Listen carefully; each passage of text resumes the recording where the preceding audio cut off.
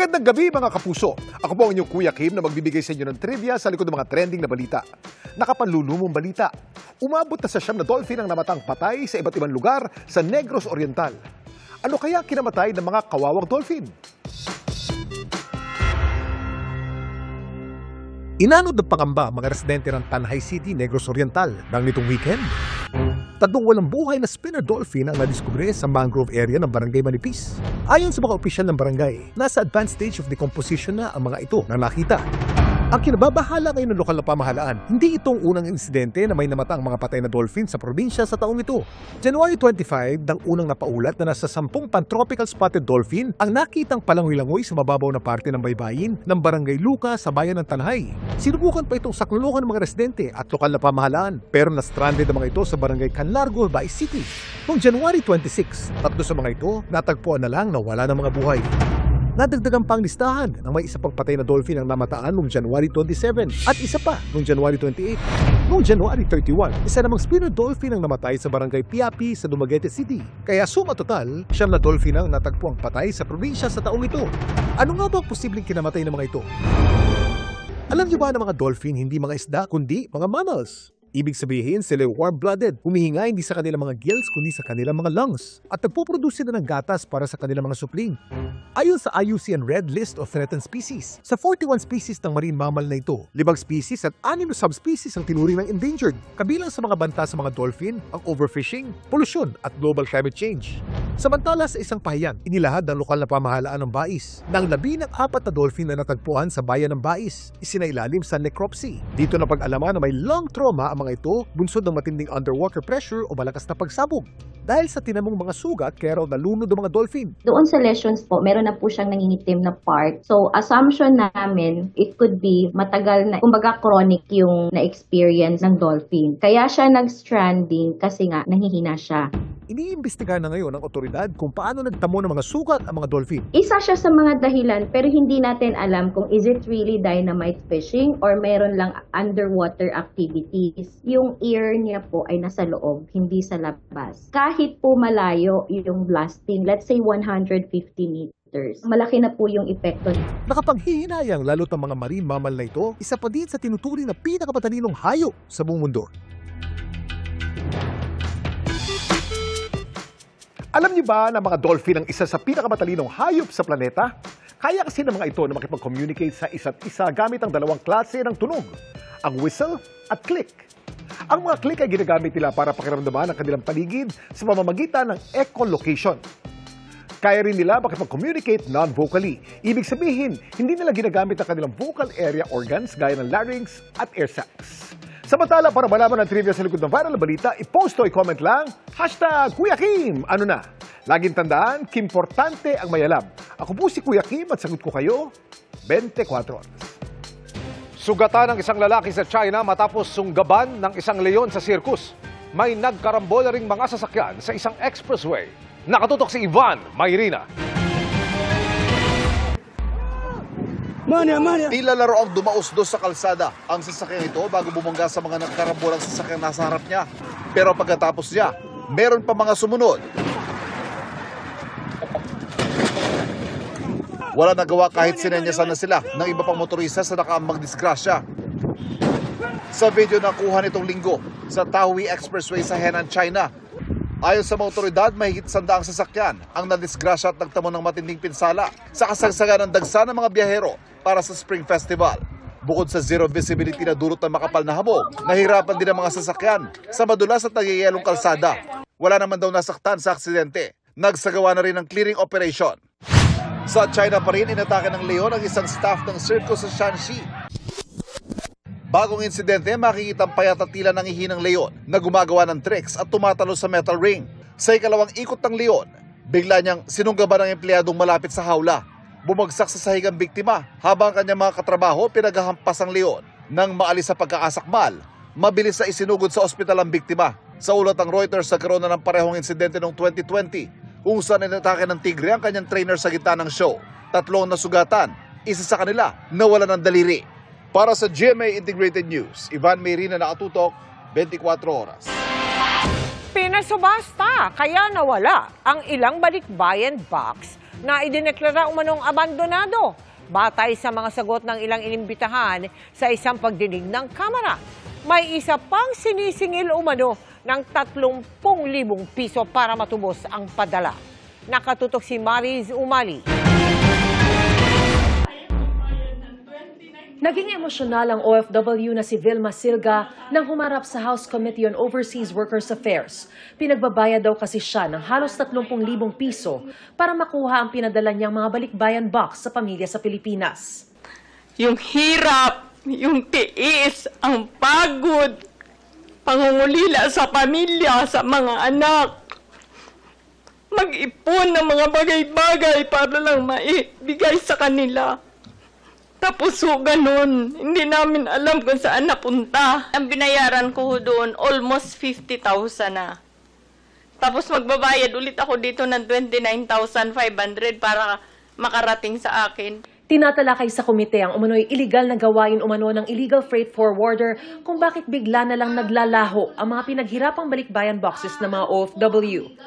Nasaan na po yung aming cargo na yun? Ayun po yung binayaran namin po. Bago po kinuha sa amin ni Elmer, bayad po yun hanggang sa pinto ng bahay namin. Lumalabas na sinasabing nawawalang balikbayan boxes, idinedeklarang abandonado at pinapa-auction sa mga local freight forwarder. Pagkatapos, pinagbabayad ang mga OFW para lang mabawi ang kanilang balikbayan box.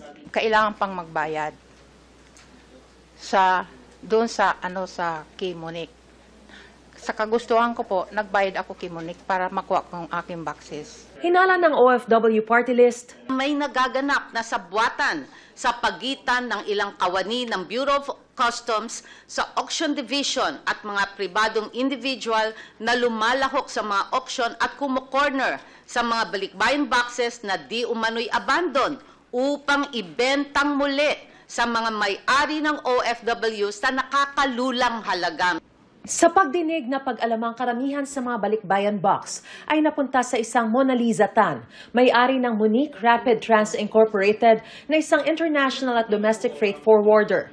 Giit ni Tan, tinulungan lang niya ang kaibigang OFW na di matubos ang balikbayan box, kaya raw siya sumali sa pagsusubasta. Nung nag-auction kayo, alam mo ba na konti na balikbayan boxes ang laman ng mga boxes na to? Yes po. Paano mo nalamang balikbayan boxes? Sinabi pa lang kanina ni Assistant Commissioner na these are unlabeled, declared as cargo. Sino ang nagsabi sa iyo na balikbayan boxes siya? Actually po, yung friend ko nga po, nag-forward po ng BL na yung cargo niya is nandun sa container na yon, and nilapit ko din po yon with Ma'am Dali, how to help my friends po. Diretsuhin ko na. Ibig sabihin may inside information si Mona Lisa. Sabi naman ng Bureau of Customs, hindi na sila nagpapa-auction ngayon at dinodonate na lang daw sa Department of Migrant Workers ang mga boxes. Pero may nakitang problema rito si Department of Migrant Workers Secretary Hans Leo Kakdak. Kung kami lang po ay pagpapasahan ng mga abandoned boxes, hindi po nagagamot yung problema, which is bakit merong abandoned boxes in the first place when binayaran na nga po ito sa pinanggalingan. Hindi po nagagamot yung problema, which is lokohan po sa forwarding ng bagahe o ng balikbayan box. So, yun po sana ang malutas. Nangako ang DMW na tutulungan ang mga OFW na maiuwi ang mga balikbayan box nila sa tulong ng Action Fund. Bago magtapos ang pagdinig, nagmosyon na bumuo ng Technical Working Group kabilang ang DMW, BOC, DTI, BOI, DOTR, OWA at industry stakeholders para pag-aralan ang lahat ng issue na lumabas sa pagdinig at masolusyonan na rin ang problema. Para sa GMA Integrated News, Mariz Umali, naktutok, 24 oras. Pagpapaliwanagin ng Kamara ang mga vlogger na hindi sumipot sa pagdinig nito kontra fake news. Inungkat din ng umano'y mga social media account na naninira sa Pilipinas kahit dito nakabase at konektado umano sa China. Nakatutok si Tina Panganiban Perez. Unang pagdinig ito ng Tri-Committee ng Kamara na ang layunin ay tutukan ang matagal na raw problema ng pagkalat ng pekeng impormasyon online. Isa sa mga pinag-usapan sa pagdinig ang paninira sa bansa ng ilang social media account na nakabase sa Pilipinas pero konektado umano sa China. At ito po yung pinaka-latest, no, na meron po kaming nahukay na pro-China na network of X accounts na nagsispread ng anti-Philippine sentiment habang nagpo-push ng content related po kay Vice President Sara Duterte. Hinihinga namin ng pahayag si Vice President Sara Duterte ukol dito. Ang tanong ni TRICOM Co-Chairperson Representative Dan Fernandez, mismong ang pag-iit ng ating pagmamay-ari ng West Philippine Sea ay apektado sa paglaganap ng kasinungalingan sa SOCMED. Ang mga Pinoy na trolls naman na nagpapalaganap ng maling impormasyon tungkol dito, pwede ba nating ituring bilang mga traidor ng bayan? binubuo ang TRICOM ng mga House Committee on Public Order and Safety, Public Information, at Information and Communications Technology. Pero sa 41 vlogger na inimbitahan sa pagdinig, 3 lang ang sumipot. Ang ilang vlogger nagsabing nasa ibang bansa sila, pero uminit ang ulo ng mga kongresista sa dahilang ibinigay ng iba. I am referring to AKA Joe Diviri. Dito minura niya ako, at ang sabi niya, panay kabobohan sa quad. Sayang kuryente sa'yo. Respectfully, Elizabeth Joey Cruz. Hirap sa'yo nagmumura ka nang dyan na wala kaming kalaban-laban. Humarap ka dito. Dito. Bibigyan siya ng show cause order, pati na ang ibang vlogger na hindi dumalo. Kabilang dyan ang abogado at dating Duterte Press Secretary Trixie Angeles na gusto raw ipadisbar ng TRICOM. He is an officer of the court and he should respect the constitutional duty of Congress. And question of legality, Mr. Chairman, I respectfully move that we will consult the legal department of this House for a possible disbarment case against Attorney Trixie Angeles po. Ayon sa Department of Information and Communications Technology, pangalawa ang Pilipinas sa mundo sa paggamit ng social media na may 86 million users. Tayong lahat ay posibleng maging biktima ng panloloko at paglilinlang sa social media. Ito pong hearing na ito ay hindi para kitilin o isuppress yung freedom of speech nila. Wala ho kaming ganong layunin. Ang layunin po natin dito ay gawan ng pulisiya ang paggamit ng social media platforms. Dapat po meron tayong disiplina, meron tayong code of conduct, meron tayong ethics sa paggamit nitong social media. Aminado ang DICT na nagkakaproblema sila sa paghahabol sa mga nagkakalat ng mali online. Hindi naman namin sinasabi na kokontrol din natin social media, but just to allow the law enforcement agencies to have more immediate power to react. We have a challenge in obtaining information and evidence kasi hindi po totoong identity minsan yung pinapost nila sa Facebook. Rekomendasyon ng ilang kinonsulta ng komite. Merong mga journalist na nagbablog, di ba? But blogging does not make you a journalist. Yun kasi as a journalist kasi, we adhere to the core values of journalism, which are truthfulness, fairness. Dito ba sa social media vlogging, naniniwala kayo na kailangan natin lagyan ng code of conduct or at least man lang merong ethical standards? Dapat. I just wanted to highlight research from other neighboring countries about the risks of top-down government legislation against fake news. So it's important to recognize that many human rights organizations and international legal scholars have raised alarm about the global trend of anti-fake news laws being used as quote-unquote weaponized lawfare. Hindi ho ito black and white na issue. Kailangan po the bottom line is still the protection of our freedom of expression, freedom of the press, especially the right of the people to information. Para sa GMA Integrated News, Tina Panganiban Perez, Nakatutok, 24 Oras. Hiniling sa Korte Suprema ng ilang hindi sumipot sa House hearing kontra fake news na ipatigil ang pagdinig. Giit nila, hindi in aid of legislation ang hearing, kundi pagpapahiya sa kanila at paglabag sa kanilang freedom of speech. Hiniling din nilang pigilin ang panukalang i-regulate ang social media na labag umano sa konstitusyon. Anila, hindi naman sila dapat ihanay sa mga mamamahayag dahil hindi naman balita ang kanilang inilalabas, kundi opinyon. Layo ng pagdinig ng TRICOM na tutukan ang matagal na umanong problema ng pagkalat ng peking impormasyon online.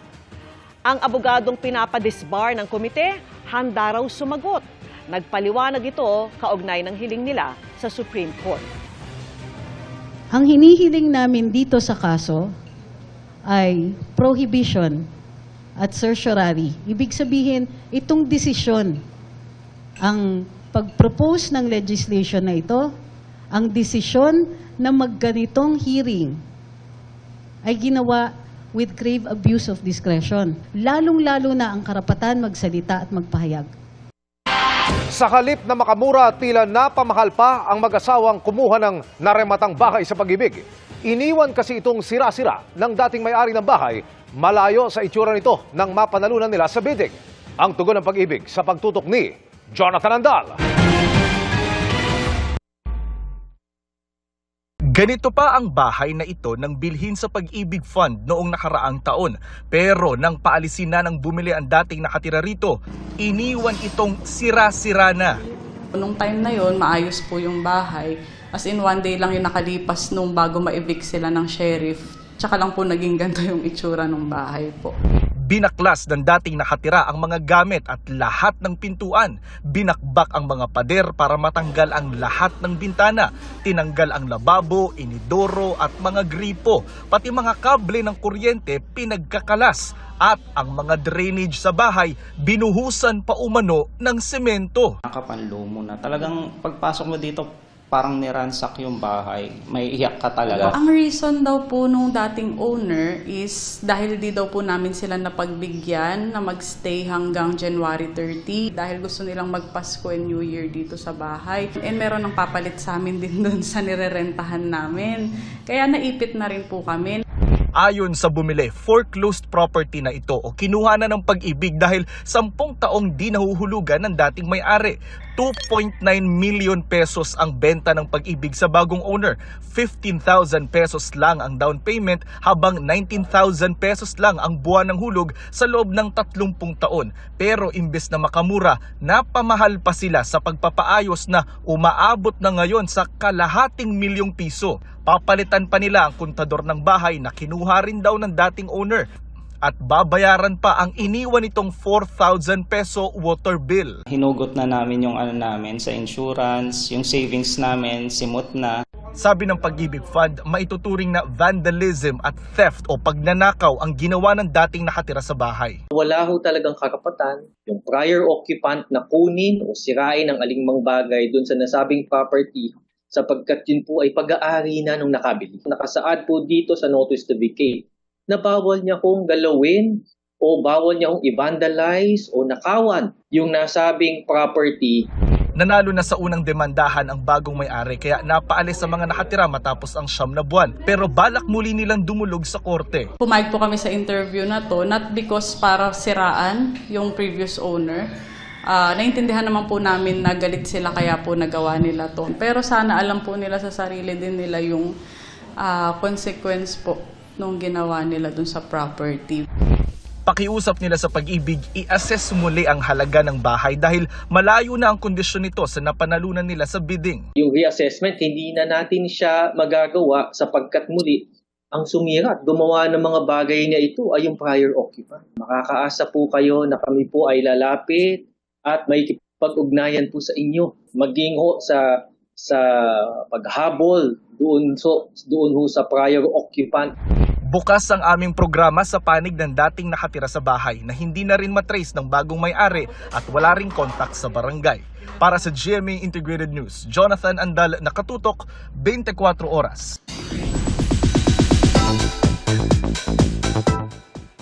Sinagot ni first Starstruck Ultimate Male Survivor Mark Heras ang comments sa video niya while showing off his dance moves sa isang club. For now, ang priority ni Mark makapag-provide sa kanyang pamilya. Yan ang chika ni Nelson Canlas. Gaya ng tagline ng OG Philippine Reality Competition ng GMA na Starstruck, wala raw gagawin ang kauna-unahang Ultimate Male Survivor na si Mark Heras kung di mangarap, maniwala at lumaban sa buhay, lalo na kung para sa kanyang lumalaking pamilya. Itinuturing daw niya ang sarili na isang provider. Bukod kasi sa kanilang anak ng asawang si Nicole Donesa na si Corky, parating na rin ang baby number 2. May pinagagawa rin siyang bahay. At nang dumalang ang acting jobs, he turned to what he does best, dancing. Kamakailan nga, napanood si Mark sa isang club where he dishes out his sexy dance moves. Part pa ng issue ay kaya sumasayaw na yan sa ganyan, sa gay bar kasi wala nang career. Dalinaw ko naman doon na this is what I want. Diba? Hindi naman ako like naghahangad pa na magkaroon ng career na sobrang, alam mo yun, yung like, sobrang sikat na sikat. Ang, lagi naman ako vocal about it. Ang gusto ko makapag-provide for my family, lalo na sa mga anak ko. Lalo na ngayon, magiging dalawa na sila. So, trabaho. Any work na naibato sa akin, na i-offer sa akin, as long as alam ko hindi naman ako lugi sa talent fee. At the same time, wala akong tatapakan na tao, sabi nga nila, at legal, I'll do it. So, panginat, provider ako, tatay ako . Diba? Hindi ko isipin ko ba yung mga inisip nila, tapos magugutom yung pamilya ko. Ang kanyang pagsasayaw did not sit well sa ibang fans at netizens. Kabi-kabilaman ang mga hindi magagandang komento. Wala na raw itong epekto sa kapuso actor.